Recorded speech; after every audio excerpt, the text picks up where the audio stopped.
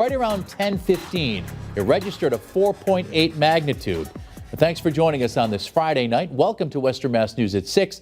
I'm Chris Pisano. We have team coverage for you standing by tonight on the earthquake with meteorologists Jana Brown and Don Maher, along with Western Mass News reporters Matt Price and Reagan Lockery standing by in the field with reaction from local residents. But first, let's send things over to meteorologist Jana Brown for the latest information. Jana, a lot of us taken by surprise this morning. Sure, earthquakes are always surprising. There's really no way that we can predict them. They do occur often, but usually they're too weak for us to notice or feel. A lot of times on a scale of, say, 0 all the way up to 9, they're typically around a 1, maybe a 2. So a 4.8 is not nothing for sure. It was certainly felt most intensely close to the epicenter, which was down here toward White House Station in New Jersey, which is well to the west of, say, Newark and Elizabeth.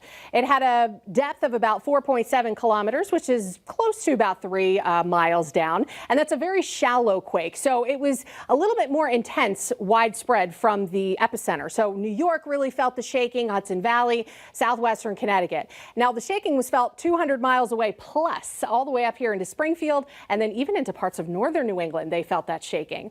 So again, the earthquake magnitudes, they range from 0 all the way down to 9. Of course, when we talk about 7 to 9, I mean, that is a global event that typically everybody talks about. But 4s and 5s, if you were talking out in California, that's just a Tuesday or something. But here in Western Mass, feeling any kind of shaking is significant because it's so rare. And down across northern New Jersey, a 4.8 is one of the stronger ones they've seen in quite some time.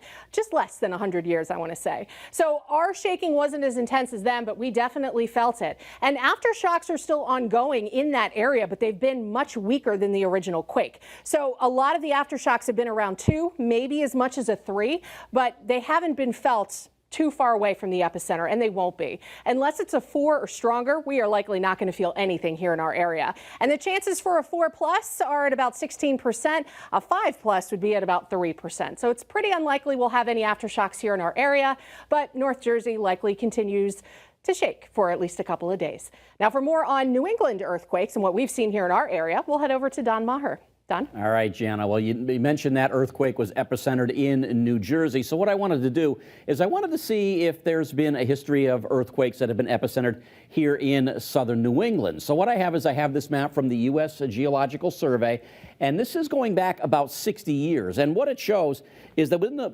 last 60 years, about 156 earthquakes have been centered in southern New England. They've ranged in magnitude from 0.6 to 3.6. Now, the most recent earthquake, according to the USGS, that was centered about 2 kilometers east-southeast of Ledyard, Connecticut, and that was on March 28th of this year, registered at about a 1.8. Now, the largest earthquake in Massachusetts actually occurred offshore. It was 30 miles east of Cape Ann, Massachusetts, all the way back April 18th, 1755, and that was a magnitude a 5.9 earthquake. But as Jana mentioned, you know, this quake was felt several hundred miles away from the epicenter, and that's not uncommon along the East Coast. In fact, looking at this map, once again, provided by the USGS, it compares a 5.8 earthquake in central Virginia back in August 23rd, 2011 versus a 6.0 earthquake in central California back in September of 2004. You can see that quake in central California really only felt in California, but that earthquake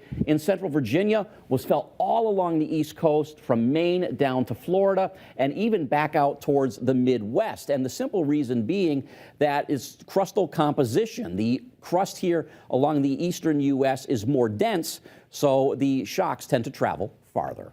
Chris? All right, great explanation.